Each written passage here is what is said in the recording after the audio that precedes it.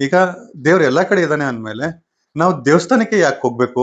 ಹಾಗೆ ಮನೆಯಲ್ಲಿ ದೇವ್ರ ಕೋಣೆ ಅಂತ ಇಟ್ಬಿಟ್ಟು ಪೂಜೆ ಏನಕ್ಕೆ ಮಾಡ್ಬೇಕು? ಈಗ ಜಾತಕ ಅಂತ ಹುಟ್ಟಿದ ಮೇಲೆನೆ ರೆಡಿ ಆಗಿದ್ಮೇಲೆ ಹ್ಮ್ ತಾಯಿ ಗರ್ಭದಿಂದ ನಾವು ಹೊರಗೆ ಬಂದಾದ್ಮೇಲೆ ಅಲ್ಲಿ ಒಂದು ಜಾತಕ ಅಂತ ಒಂದು ರೆಡಿ ಆಗಿರ್ತೈತಿ. ರೆಡಿ ಒಂದು ಆಗುತ್ತೆ. ಜನ್ಮ ಕುಂಡಲಿ ಅಂತ ರೆಡಿ ಆಗಿರುತ್ತೆ. ಊಟ ಸಮಯ ಮತ್ ಎಲ್ಲ. ಹಿಂಗೆ ಆಗ್ಬೇಕು ಅವ್ರದ್ದು ಹಿಂಗೆ ಆಗ್ಬೇಕು ಅಂತ ಆದ್ಮೇಲೆ ಹ್ಮ್. ಮತ್ ಇದೆಲ್ಲ ಯಾಕೆ ನಾವು ಪ್ರಯತ್ನ ಮಾಡ್ಬೇಕು, ಕೆಲಸ ಯಾಕೆ ಮಾಡ್ಬೇಕು, ಕಷ್ಟ ಯಾಕೆ ಕರ್ಮ ಪಡ್ಬೇಕು, ಏನಕ್ಕೆ? ಎಲ್ಲ ಹೆಂಗೆ ನಡೆದು ಹೋಗ್ಬಿಡ್ತಲ್ಲ ಅಂತ ಹೇಳ್ತೀರಿ. ಏನಕ್ಕೆ ಕಷ್ಟಪಟ್ಟು ಕಷ್ಟ ಯಾಕೆ ಕಷ್ಟ ನಾ ಏನು ಕೆಲಸ ಇಷ್ಟ ಯಾಕೆ ಹೊಡೆದಾಡ್ಬೇಕು? ಅದೇ ನಾನು ಹೇಳ್ತಾ ಇದ್ದೆ ಅಲ್ಲ, ಈಗ ಹಣೆ ಬರದಲ್ಲಿ ಆಗ್ಲೇ ನಮಗೆ ಒಂದು ಬರ್ದಾಗಿದೆ, ಒಂದ್ ಏನ್ ನಾವು ಫೇಟ್ ಅಂತ ಹೇಳ್ತೀವಿ, ಬರ್ದಾಗಿರುತ್ತೆ. ಮತ್ತೇನಕ್ ನಾವ್ ಇಷ್ಟೊಂದೆಲ್ಲ ಕಷ್ಟ ಪಡ್ಕೊಂಡು ಹೊಡೆದಾಡ್ಕೊಂಡಿರ್ಬೇಕು? ಖಂಡಿತ ಗೊತ್ತಾಗುತ್ತೆ. ಗೊತ್ತಾಗುತ್ತೆ. ಓ ಜನ್ಮದಲ್ಲಿ ಓ ಜನ್ಮದಲ್ಲಿ ಏನಿದ್ರು ಏನಿತ್ತು, ಇವ್ರ ಈ ಜನ್ಮದಲ್ಲಿ ನಾನೊಬ್ಬ ನನ್ನ ಸ್ನೇಹಿತ ಒಬ್ಬ ಇರ್ತೀವಿ ಅನ್ಕೋಣ. ನಾವು ಎಲ್ಲರೂ ಒಂದೇ ದೇವಸ್ಥಾನಕ್ಕೆ ಹೋಗ್ತೀವಿ, ಒಂದೇ ದೇವ್ರಿಗೆ ಪೂಜೆ ಮಾಡ್ತಾ ಇರ್ತೀವಿ. ಒಬ್ರಿಗೆ ಒಳ್ಳೇದಾಗುತ್ತೆ, ಇನ್ನೊಬ್ರಿಗೆ ಕೆಟ್ಟದಾಗುತ್ತೆ. ಫಲ ಅಂದ್ರೆ ಏನು?